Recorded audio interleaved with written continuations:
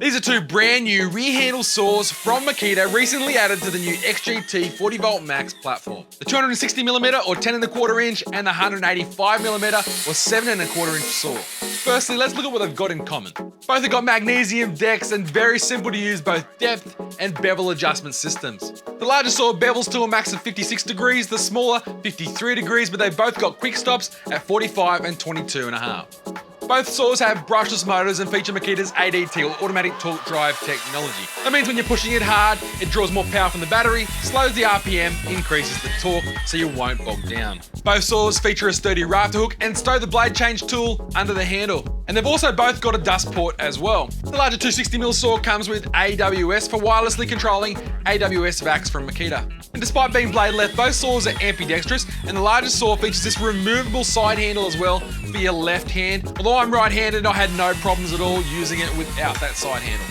Now, a bigger blade means a bigger cutting capacity, and the 260mm saw can cut up to 95mm at 90 degrees, absolutely eating up whatever you throw at it with a max blade speed of 4,000 RPM. While the smaller saw has a max RPM of 6,400 and has a cutting capacity of 65mm at 90 degrees. Despite the different blade size, cutting capacity, and RPM, when you're cutting 3 layers of yellow tongue, both saws achieve roughly the same performance.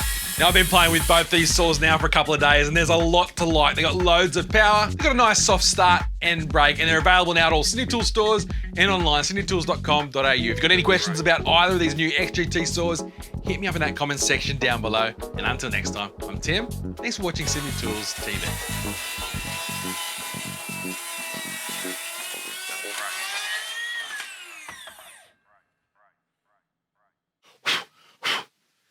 So dusty.